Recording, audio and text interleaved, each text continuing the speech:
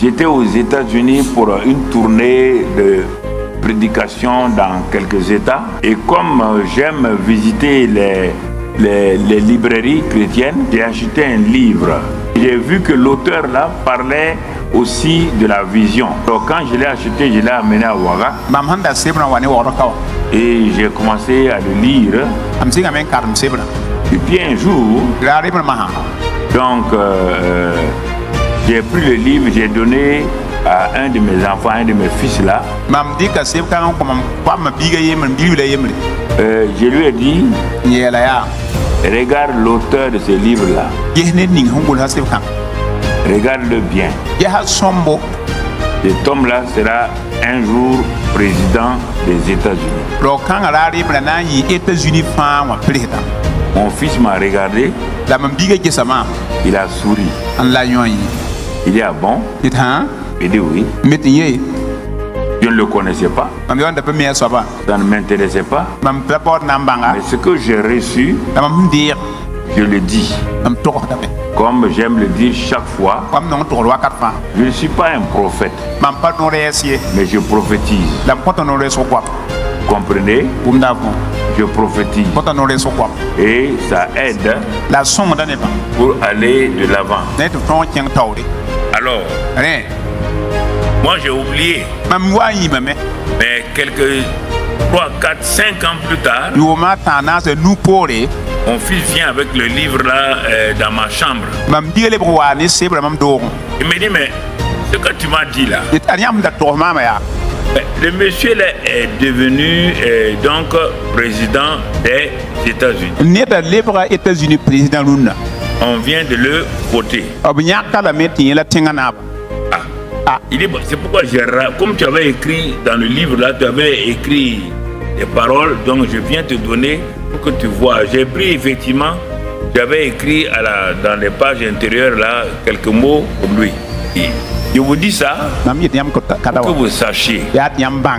Il y a des choses quand je dis bon, laissez chacun, certains pensent qu'on raconte des histoires, d'autres pensent que à notre âge là on va pas se mettre à raconter des histoires aux choses.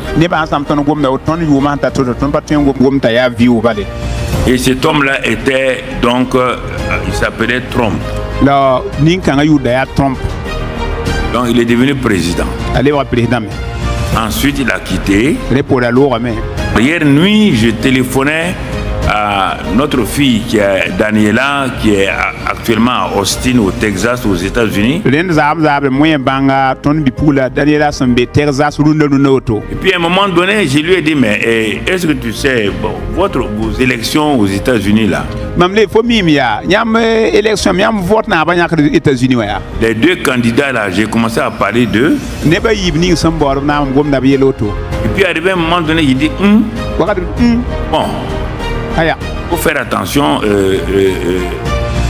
président Trump là. Fais attention. Je suis arrêté. Et dit, il va se passer. On va faire un attentat contre lui. Mais on va prier, il va s'en sortir. Parce que c'est un candidat qui peut donner une espérance aux chrétiens. Donc voilà, j'ai dit ça. Puis j'ai prié avec elle et puis je me suis arrêté. Tout juste quand j'étais là, je faisais quelque chose. Même pas 10 minutes. Elle me téléphone, je vois son téléphone qui sonne. Je me suis dit que sûrement elle s'est trompée. Quand je prends, elle dit papa, c'est pas possible. Mon mari et moi, on commence à avoir peur de toi. Et dit, quand je t'ai quitté, je suis allé m'asseoir au salon avec mon mari. Il regardait CNN ou c'est quelle chaîne là. Puisqu'ement on montre l'attentat contre Trump. Et elle était avec sa voisine. La voisine dit ton papa là. Elle dit c'est pas mon papa. Non. Si je vous parle parfois de certaines choses, ce n'est jamais pour faire le mal. Parce que quand Dieu me parle, c'est qu'il me dit de faire des choses, de prier pour les gens.